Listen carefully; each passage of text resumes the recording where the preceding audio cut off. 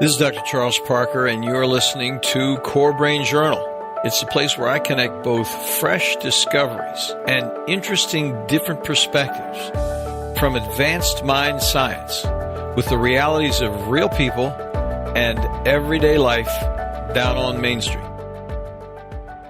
Well, welcome aboard, folks. Dr. Charles Parker here at Core Brain Journal one more time.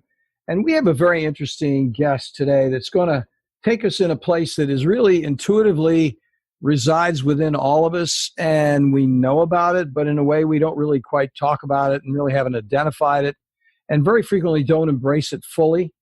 And so our guest today is Carolin Carson, and she is a German-trained naturopathic doctor, humanistic psychotherapist, and family constellations facilitator. We're going to talk about her book in just a minute. Carolin, thank you so much for joining us. Appreciate it. Thanks for having me. So I'm going to read a little intro, and then we're going to go ahead and hear Carolin tell us about her ideas of how she's wrapped herself around this. And by the way, offline, we were talking just a little bit. She's out in lovely Santa Barbara, California. Thanks again for taking the time. It's such an idyllic place out there. It's unbelievable. It's a dream. So 13 years ago, Carolin came to America from Germany with $7 in her pocket and a dream that she'd be able to help others. Carolin has encountered many difficult life situations and circumstances that have helped define and transform her into the person she is today. Through remembering her own childhood sexual trauma, recovering from a 10-year eating disorder, suffering from chronic fatigue, getting divorced and going bankrupt, to now being married to her divine partner and soulmate, Paul, and helping over 5,000 other people heal, find love, create success in their life and in their businesses. All the while, she grew her business into a multi-six-figure company. So she's successful. People are listening to her. And her story is really very, very interesting. So could you elaborate, how did you go from there to here? That's a big question, but get us started somewhere in there. That's a big, big step. Yeah, the there was a little bit longer part of the journey than the here. Yeah, right. Yeah, ouch. Yeah, so you already hinted upon. So I had a lot of stuff happening in my life, just like anybody, that basically led to me ending up in a somewhat lower state of being. And it all accumulated about 5 years ago when I ended up on a couch with a 16-month-old and a 5-year-old, not able to take care of them, get up or do anything because my physical body just had completely collapsed. And it got so bad. And because of it, there was a lot of stress on my marriage at the time because, you know, it was very stressful for my ex-husband because he had me and he also had 2 kids and he had to go to work.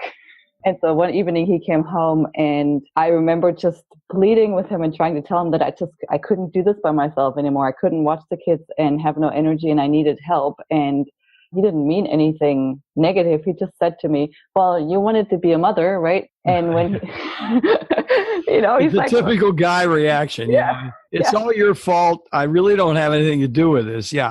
Like, well, you wanted to, and I really wanted to be a mother, you know, he was right. But when he said that in that moment, I just felt so not heard and it felt like so hopeless that I literally collapsed. It looked like a panic attack. And I left my body. My kids were on top of my body that was on the futon on the floor. And I myself was hovering under the ceiling looking down on myself. Oh, interesting. And obviously that all happened within seconds. And even seeing my kids so distraught didn't give me an impulse to come back. To me, it was very disconcerting too. And then a moment later, a voice said, well, your work isn't done. And I was back in my body and was able to calm down. Isn't that interesting? Yeah. So that in itself was profound. But then for 5 days after that happened, I was basically suspended in a very clear space where I could see energy, where I could see how I would allow myself to go into negativity. It was really like a musical experience. The moment that I would find something negative with somebody or have a negative thought enter my mind, it was literally like the orchestra would go out of tune. And immediately I would not allow that because I wanted to hear the harmony, you know, the symphony and harmony, basically. Oh, yeah. And so that was a very profound experience, and it didn't last. You mean you had to work at it, right? I snapped out of it on day 5. And ever since then, though, I've made it my mission to find ways to get myself into a harmonious space and help others, how they can do it too. Because I've learned from those 5 days that when you are in harmony, you and what you want are one thing. Like for example, to give you an example, and this might sound trivial, but I thought of a lemon and a lemon fell down from a lemon tree that moment. So the moment I became aware of a need, that need was fulfilled for the whole 5 days. So what that taught me was that in reality, when we are in a space where we're not resisting, where we're just one, our needs are always fulfilled, right? And for most of us, that's not our reality, right? We have lots of needs and wants and don't get them fulfilled and suffer greatly because of it. Yeah, and we don't really focus on who we actually are on a deeper level because we're in somebody else's agenda. Yeah, we think we have to, for our own survival, do what everybody else wants, mostly. So really that wake up or that experience helped me to get to here now very quickly, actually. It didn't take very long for for my body to reverse, for my finances to reverse, for my relationship life to reverse and get much better. So what happened was, now let's take this a little bit further, but I'm putting my psychiatric hat on for just a second because forgive me for getting, somewhat linear. It's interesting to me that you had that and that you were, because I've talked to a number of people who've had similar experiences to me, so it's not odd. But I think the thing that's interesting about your perspective and what you're sharing with us is that you were able to actually amplify it and live in it and grow it in some way. That you were some measure of, you had a transformational experience in which you were actually more transformed than not and stuck there. Yep. That would be a trick. I know a lot of people that would like to do that. So then you have some thoughts about how to do that. That's kind of what we're talking about. Yeah. Yeah. Because it's an ongoing process, and it has a lot to do with your own energy. And I think a lot of people, when they think about manifesting or creating your dream life or helping yourself getting what you want, what we've been taught or what we think we know is that it's all about our thoughts, right? Our thoughts create our own reality. And part of that is true, but our thoughts are just a small part. We are a body, and our body has vibration, and our subconscious actually lives in our cells and in our bodies. Our subconscious is not something that's outside of us. And most of us create based on the subconscious. The subconscious is very, very powerful. And so when we know that, then when we know that the subconscious is not something that we don't have power over and that's like outside of ourselves, when we know it's actually energy and it's in our body, then we can start to be in a more powerful place because we have power over our own self. Okay, I'm going to dive deep here because that's so true. I've seen it happen. The question for me, and I'm sure for a number of our listeners, is, okay, without sounding platitudinous about this, yes, how does one get there? How does one transform that everyday awareness of thinking and doing into a more profound internal awareness of the whole synchronicity of what's going on the deeper level and get rid of the negatives? I like the thing that you had in some of your material here, the negative train in the unconscious, the negative unconscious path that so many of us find ourselves on. So how does that happen? That's a big question. But yeah, it is actually a really simple process. And because it's so simple, a lot of people, even with my own clients, and I have people that pay me a lot of money, and I will tell this to them over and over, and they don't hear it, or the conscious mind will dismiss it because it sounds too simple. That's why I'm saying it in this way, so that if you're listening, don't dismiss it as too simple, because it's not that complicated. What it has to do with is, so literally imagine your body being a body made of energy, and depending on what you've gone through in life and what your experiences have been, you might be at a lower frequency, vibrating at a lower frequency, or at a higher frequency. Ideally, we all want to be in a higher frequency. That's where your experience is one of synchronicity, ease, and flow. Now, how do you do that? How do you actually transform your negative energy into positive? Imagine that when something negative happens to you, it's like swallowing a big bite, a bite that your stomach cannot digest at once. Like as if you had swallowed a rock, and it's sitting there, and while you're going about your life, you can try to pretend it's not there, but it will take a lot of energy because you have like a heavy stomach, right? You're always kind of like trying to pretend it's not there, and takes a lot of energy to keep doing what you're doing, and it will take your focus. It will take away from your ability to focus on something else. What most people do is they then start to drink coffee, go shopping, eat ice cream, right? We do stuff to make ourselves feel better so that we don't have to feel this uncomfortable thing. And obviously I'm giving a metaphor here. But the only thing that will actually help to transform this negative thing that's gotten into your system is by digesting it. You literally will have to digest it. And since it's kind of like a bigger piece, it will take some attention to do so. So you wrap yourself around it. You embrace it. Yeah, you literally use your body to wrap yourself around it. So part of the skill that is necessary for people to learn, and it's a skill like learning how to lift weights or learning how to ride a bike. It has to do with learning to be in your body, and instead of being taken over by emotion, to allow yourself to sense the emotion. So when you're angry, for example, usually we know when we're angry because of how we feel. But to go a level deeper and then allow yourself what sensation is actually present in your body in the moment that you're angry, right? For some people, it might be a burning in the stomach. For another person, it might be really tight shoulders. For another person, it might feel like their head is on fire. And then the actual way to transform the negative energy into positive is by putting your sensing attention on that thing.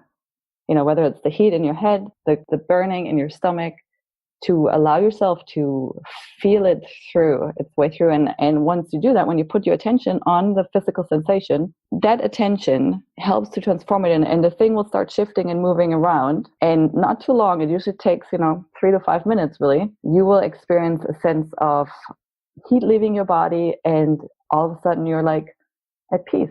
So you're basically, what this does is it puts your nervous system, your brain, into a peaceful state.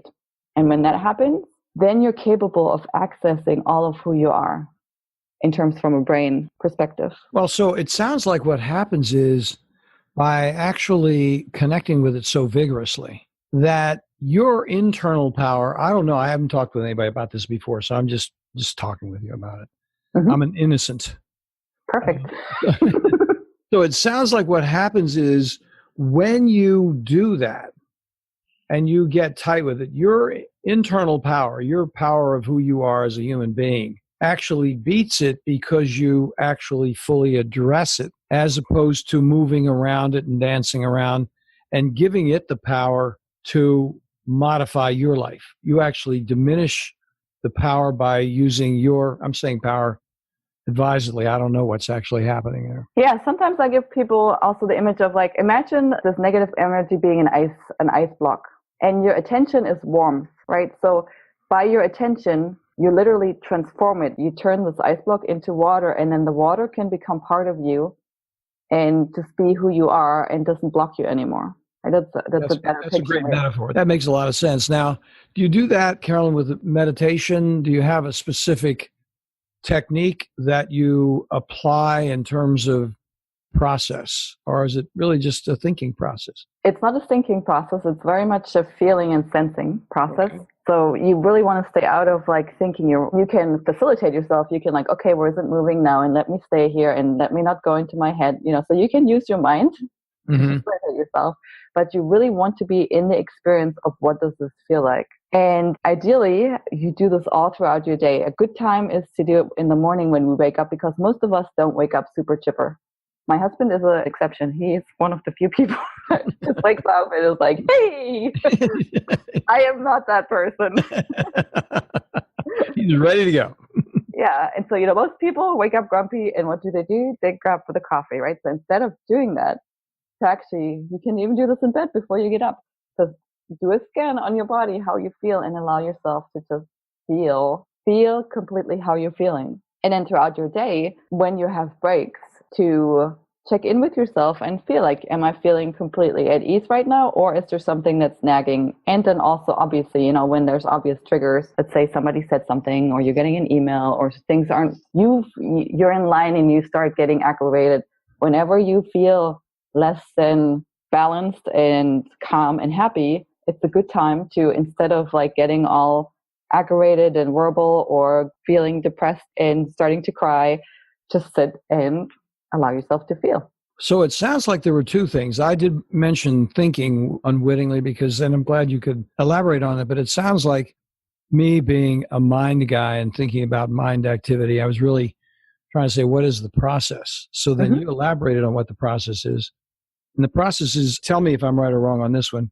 It sounds like it's a thinking process in a certain focusing way, but it's a somatic process. Exactly. In terms of what you're actually attempting to accomplish internally, back to that cube of ice. You're just going to get all of your somatic cellular energy warmth on that thing.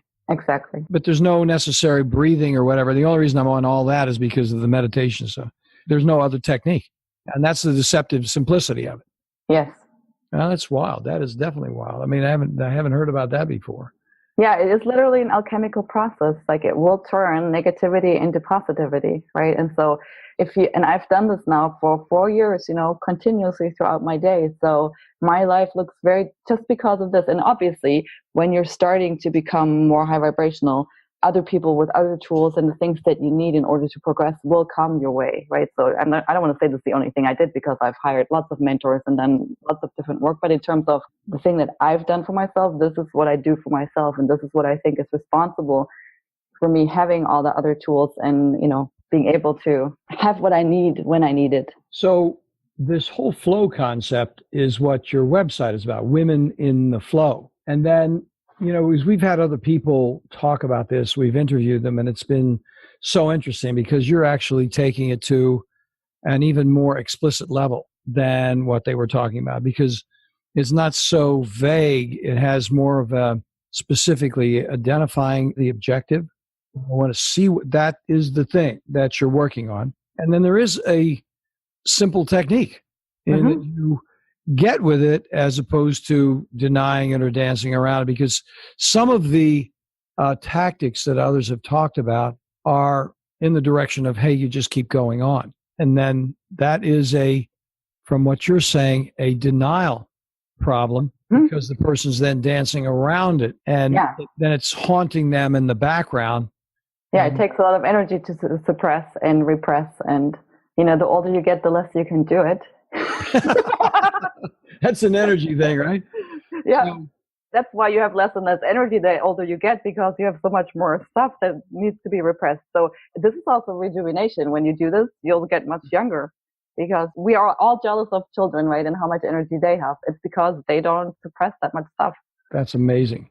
So the name of your book has the word blossom in it. I'm vigorously looking for it right here. What's the name of your book? Blossom. That is. I have two books. So the Blossom is the first book, which deals a lot with really learning how to be in your body and actually be able to do the sensing, because when people have gone through trauma, it's not that easy, right?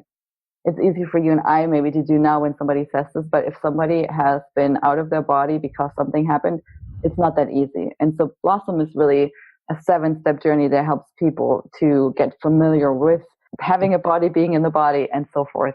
The process. The process. And then my second book is The Pleasure IQ, that talks more about advanced strategies and the flow concept. That is very interesting because, I was looking around for it. Yeah, I mean, we're on video, folks. And so we're having a conversation just like we're across the table there in Santa Barbara. And I was vigorously looking around for the name of her book because I wanted to make a reference to it. But the Blossom concept does fit there because I can see what you're talking about better than I could before when you explain it the way. So the first book has to do with that technique that you were just talking about. And then the second book takes it into a whole nother level of appreciation. Could you elaborate on that a little bit? Yeah, so the Blossom book, I actually wrote the Blossom book before I had my breakdown on the couch. Right? So that it's a little. And after my breakdown on the couch, things just became more clear. And what became clear is that we all need to have a new kind of intelligence, which I call pleasure intelligence. And a pleasure IQ is someone's level of ability to allow pleasure in all areas of your life.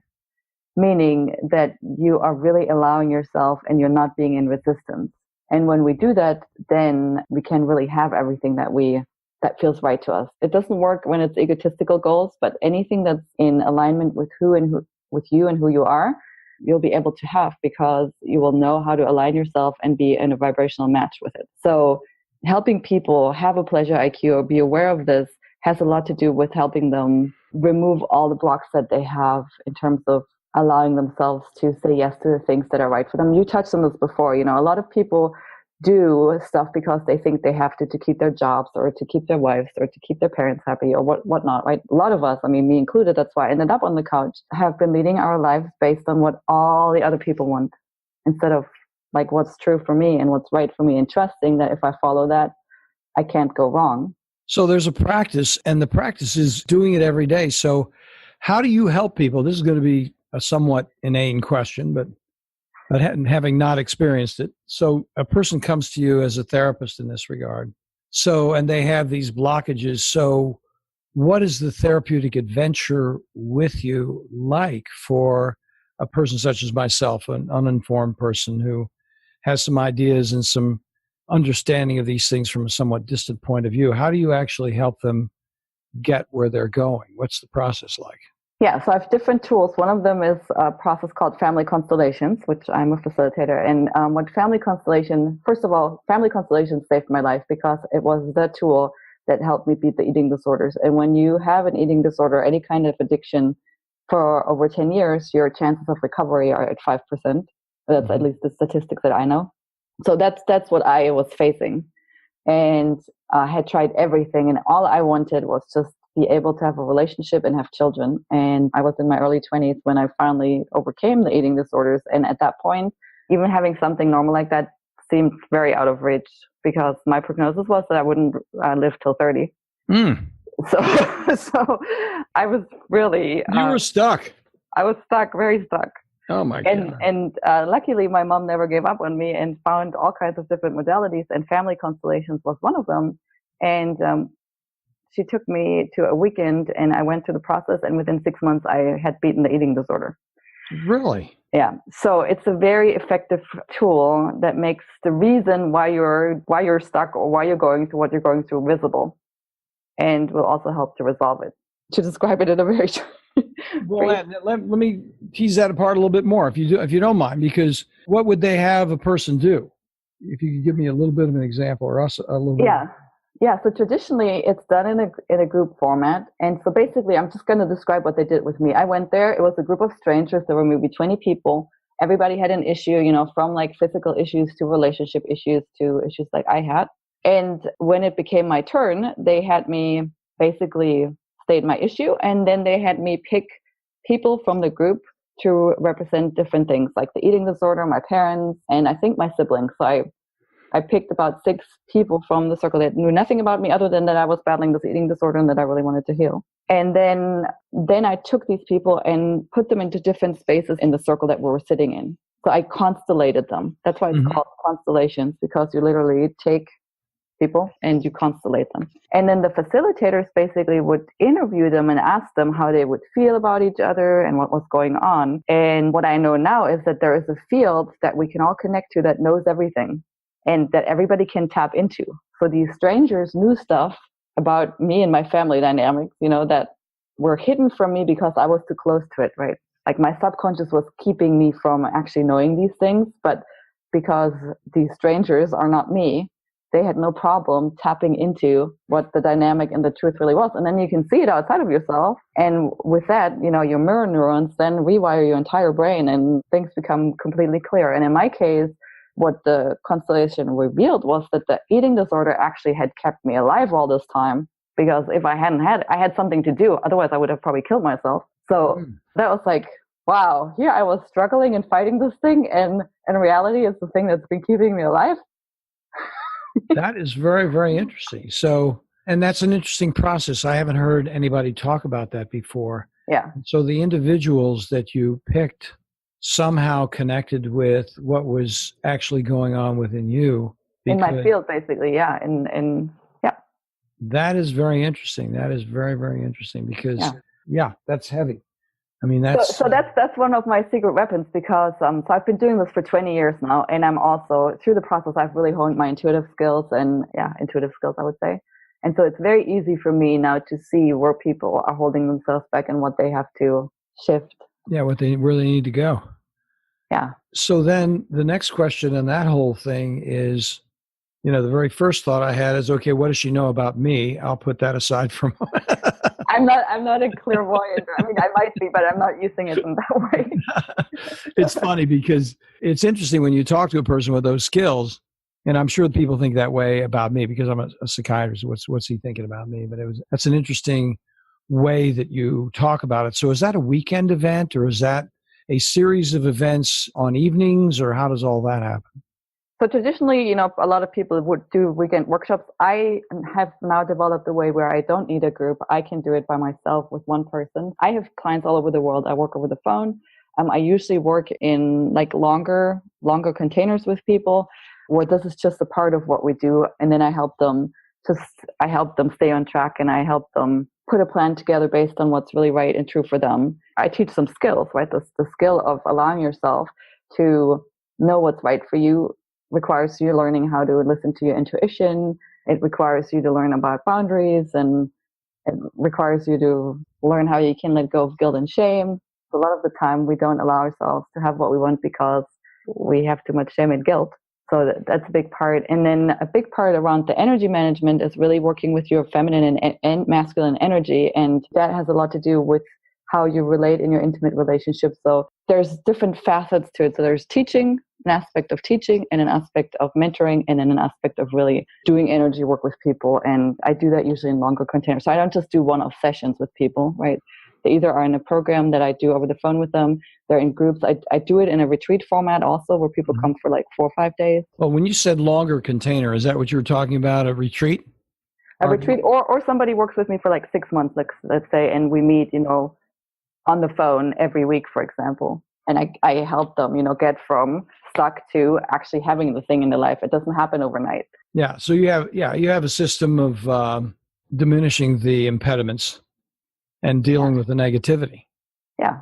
Yeah, that's amazing. It's very doggone interesting. And so then you're on the phone a lot. Do you do Skype, yes. Or how do you do it? Do you do Skype, or how do you? I do Zoom because Skype isn't working so good anymore, and then I do a lot over the phone. And also I have to say, part of what I teach and what I really encourage people to do is really to create a life that works for them. So for me, being 8 hours or 9 hours on the phone wouldn't work. So I really only work with a handful of people at a time, and I'm never working more than 4 hours a day. So while it might sound like I'm on the phone a lot, I am, but also not, limited. And then I work in groups, which makes it easier too. So I sometimes, I spend an hour teaching this, but I talk to 100 people at a time, which that'd be interesting. Saves me a lot of time, obviously. Yeah, that's very interesting. So would you mind sharing with us those 7 steps a little bit more? I mean, this is the cognitive me coming out. Yeah. Trying to see what the grid and what the structure is. If you don't mind sharing those, I'd appreciate it. Yeah. So BLOSSOM stands for, it's actually an acronym. And I saw the word first before I knew what the steps were. The first step, B, bring your mind on board, has to do with helping you know what to do with resistance. Anytime we try to create change, or we want to create change, there's part of us who wants to keep us where we are because that feels safe. And so the first step addresses that part and how to deal with it, so that you can actually do transformational work. And then the second step has to do with learning what feeling feels like, what being in your body feels like, what it feels like to maybe make friends with the suppressed stuff. Because in order to do the actual integration, right, you have to get a sense of what it feels like to actually be in your body. And it could be, somebody could learn it to actually getting a massage and just allowing yourself to feel what that feels like, right? So there's some sensory, you can do it through sensory input. And so that's what the second step talks about and teaches people. And the way the book is really laid out, it's actually a 7-week program with an exercise for every day that will help you deepen it. And it's really like an exercise program or a training program. Sounds like fun. Yeah. I mean, some of it might not be fun, but yeah. But it's the idea would be fun just because it'd be reassuring in a certain way, and you would actually make some progress.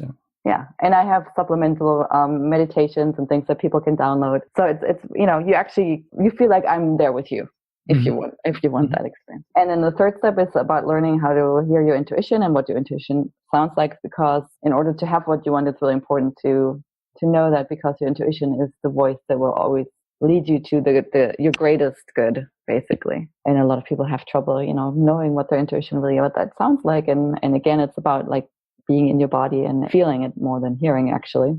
And then the fourth step is about, we talked about this before we got on to the call, seeing with the eyes of truth, which has a lot to do with stepping out of victim mentality, meaning, for most people, they feel like, okay, this happened to me and there's no way I can do anything about it. I'm just going to be damaged for life now. In this fourth step, I'm inviting people to look at if there might have been a blessing in what happened. I know for myself that the truth for me is that because of what I went through, I'm who I am today, and I'm very happy with who I am today. Right. Mm-hmm. So this might be hard for people to swallow at first or hear first. I get a lot of flack for saying this often when I say this, especially to people who've gone through sexual abuse. But it is really not helping you when you're staying stuck in this feeling of this happened and I can't do anything about it. Yeah. What happened was totally wrong, and what the person did was totally wrong. And where is the gift? So that's the fourth step. Hopefully will help people see that. Yep. And find what that is for them. And then the fifth step is around doing the actual integration, what we talked about a lot today.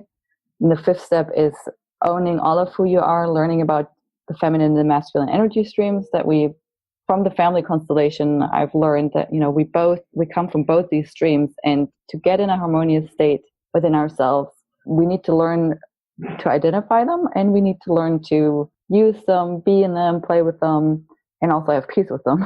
And then the seventh step is, how do I take this into the world and into my relationships and keep on going. It's the course is really like a ramp. It's not meant to be a one-time event. It's a ramp that then will catapult you into living in a different way and practicing your life in a different way.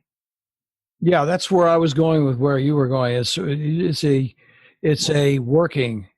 game. I don't mean, it sounds somewhat trivializing to call it a game, but it's an activity that has some appeal because you can actually manage your own developmental process. Yeah, and you don't have to take time out. A lot of people, I think, when it comes to trauma healing, they think, oh my God, it's going to totally wreck my life, and I'm going to be not functioning for 7 months, and I can't, I won't be able to take care of my kids and go to work. And with this, you can be completely functional in your life.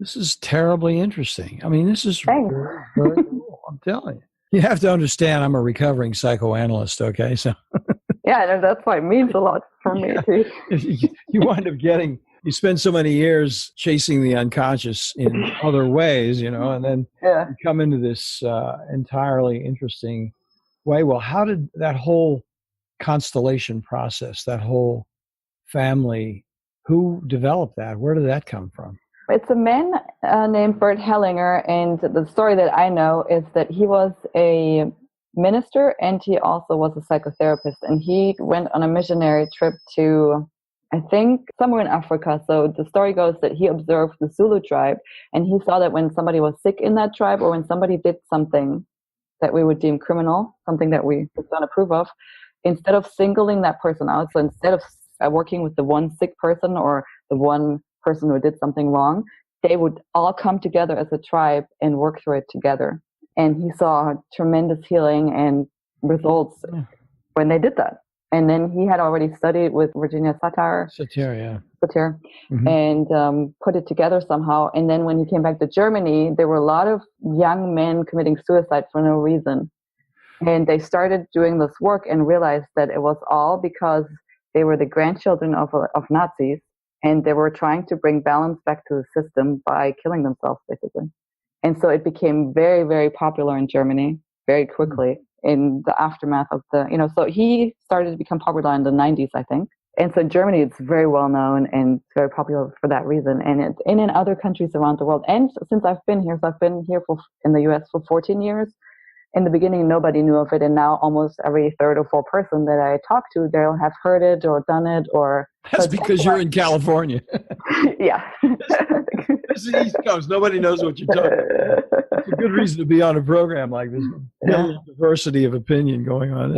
So for anybody listening, there is more and more people that actually practice this. So I'm sure you can find somebody around you who is practicing constellations, and you could have an experience. That is totally interesting. I can't tell you how much I appreciate it. It's a completely different way of looking about things. And it's almost like we have to stop here. We're about out of time anyway, but I'm thinking about there's not really much more to say in a certain respect. I mean, when you say what you just said, okay, then you're either on it or you're not on it. I mean, it's like, there's no further, okay, should I stick my toe in the water this way or whatever? It's like, this is something that's useful, helpful, and it's not that complicated to actually connect with it.